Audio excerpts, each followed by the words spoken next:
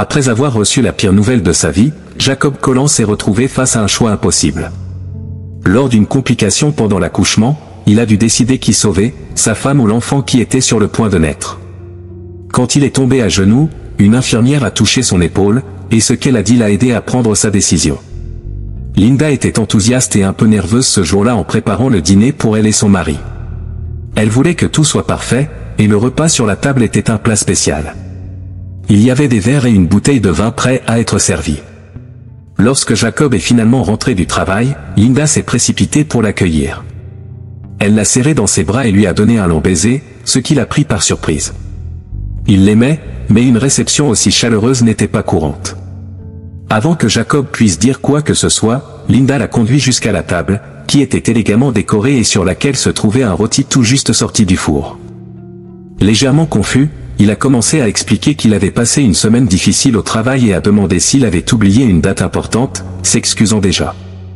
Mais Linda l'a rassuré, expliquant qu'elle voulait simplement faire quelque chose de spécial ce soir-là. Jacob a regardé sa femme d'un air méfiant, mais en voyant son bonheur, il a décidé de ne pas poser de questions. Ils se sont assis pour dîner, et Jacob a ouvert la bouteille de vin. Alors qu'il allait verser dans le verre de Linda, elle l'a arrêté. « Déjà ? On ne va pas porter un toast, mon amour ?» demanda Jacob. Linda répondit qu'à partir de ce soir-là, elle ne pourrait plus boire pendant un bon moment. Jacob la fixa, confus. Puis elle prit ses mains et les posa sur son ventre. Les pupilles de Jacob se dilatèrent immédiatement. « Nous sommes enceintes », annonça Linda, les joues rougies et une larme coulant sur son visage. Elle pouvait enfin exprimer la joie qu'elle gardait en elle.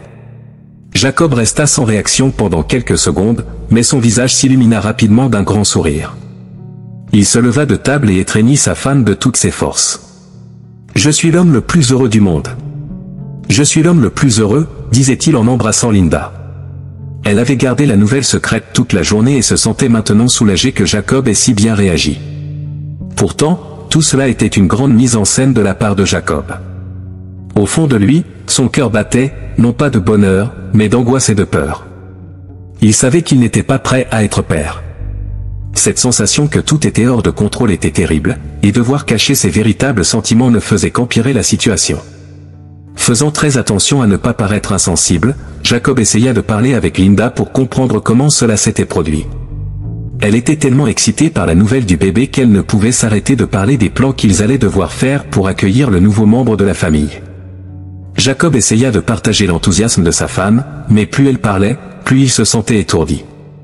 Il ne voulait pas gâcher la célébration, alors il garda un sourire sur le visage, acquiesçant à tout ce qu'elle disait.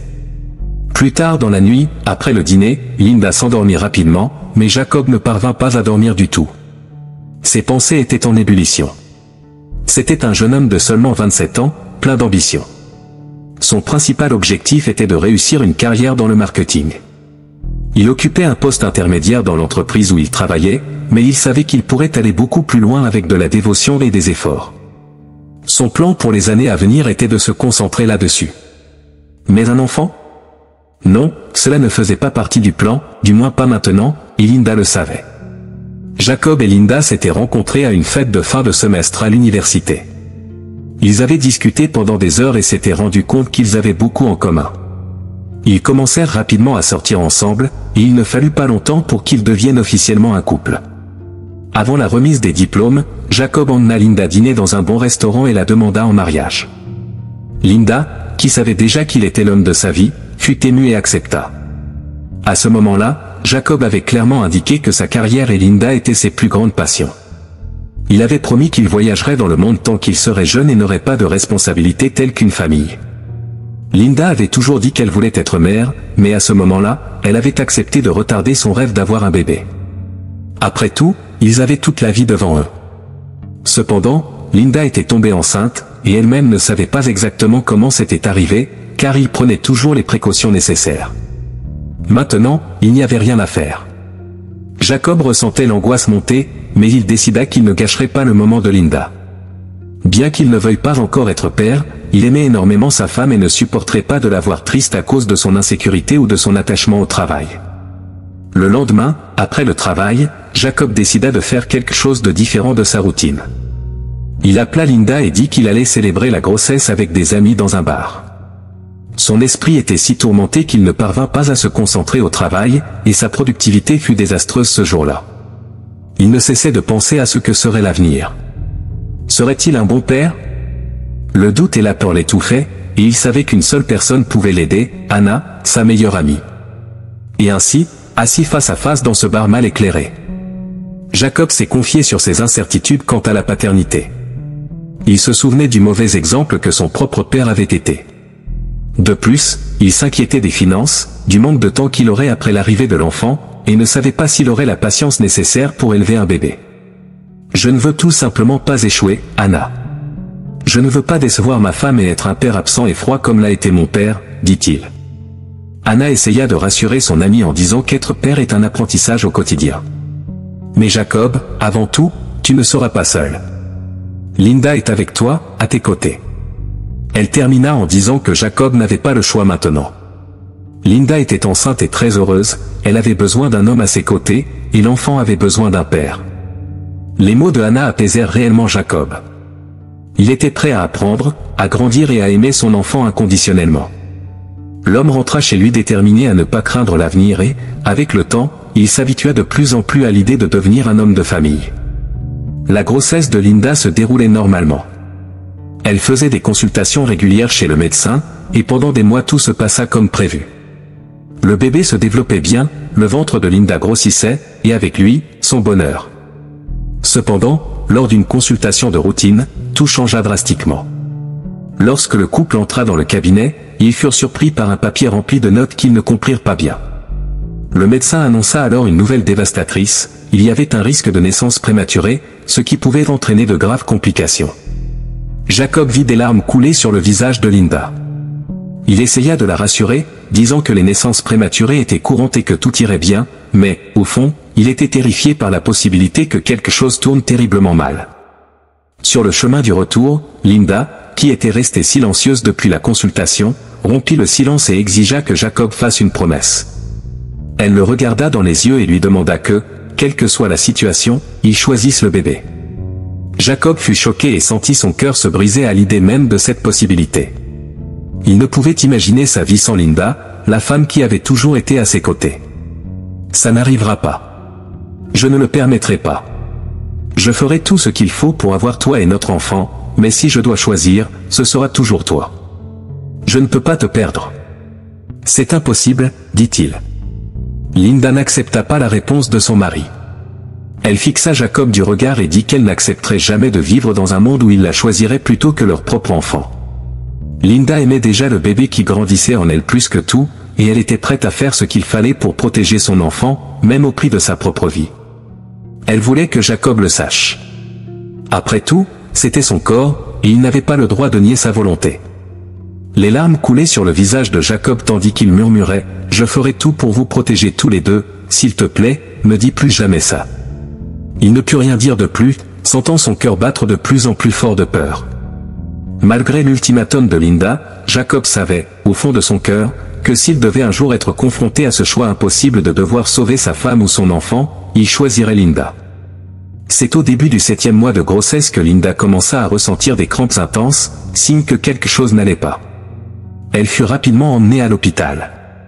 Jacob avait toujours redouté ce moment, mais il n'y avait aucun moyen de l'éviter. Alors que Linda était en travail, il arpentait nerveusement le couloir de l'hôpital, près de la salle d'accouchement. Auparavant, il n'était pas sûr de vouloir être père, maintenant, il y avait la possibilité de ne pas être ni père, ni mari. L'idée le rendait nauséeux. Malheureusement, les prédictions du médecin se réalisèrent, et la nouvelle que Jacob reçut le plongea dans la panique. « Monsieur, nous devons pratiquer une opération d'urgence. L'état de votre femme et du bébé est très grave. » En plus d'être un accouchement prématuré, Linda a présenté un tableau de sévère hémorragie. Nous ne pouvons plus attendre, et le bébé ne pourra naître que par césarienne, ce qui réduira les chances de survie de Linda. Je ne sais pas comment vous dire cela, mais nous ne pourrons sauver qu'un seul des deux. Vous devez décider si nous faisons la chirurgie pour arrêter l'hémorragie de Linda ou la césarienne pour sauver le bébé. Nous n'avons que 5 minutes, sinon nous les perdrons tous les deux. Jacob sentit le poids du monde s'effondrer sur lui. Comment pouvait-il décider de sauver la vie de sa femme ou celle de l'enfant qui n'était même pas encore né? Son cœur battait la chamade, ses mains tremblaient, et il savait que chaque seconde comptait, mais le choix était désespérant. Le médecin retourna à l'infirmerie et posa la main sur l'épaule de Jacob, lui demandant d'être fort et de prendre une décision. Jacob voulait sauver les deux, mais il savait que ce n'était pas possible. Le temps s'épuisait, et la pression ne faisait qu'augmenter. Jacob était sur le point de dire qu'il sauverait Linda, mais il se souvint alors de ce qu'elle avait dit des mois auparavant, comme si elle savait ce qui allait arriver. Elle lui avait supplié de sauver le bébé. Il savait que, s'il choisissait de sauver Linda et qu'elle survivait, elle ne lui pardonnerait peut-être jamais, et cela détruirait leur relation à jamais. Le désespoir de Jacob ne faisait qu'augmenter. L'air commençait à manquer dans ses poumons, et il pensait qu'il allait hyperventiler dans le couloir de la maternité.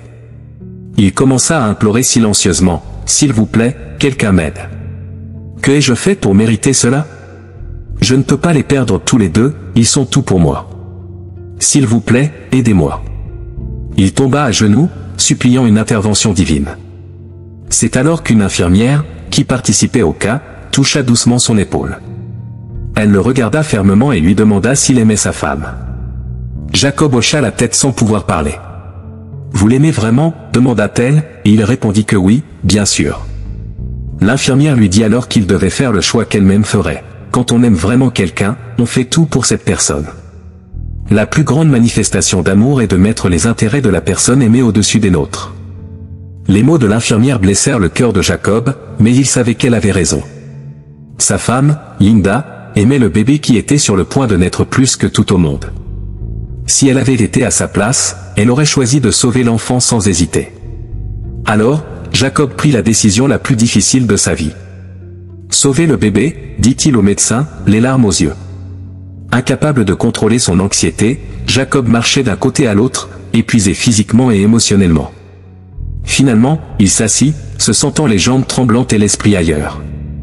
Il savait qu'à chaque seconde qui passait, Linda pouvait s'éloigner de lui. Ce n'est qu'une heure plus tard que la porte de la salle d'opération s'ouvrit enfin.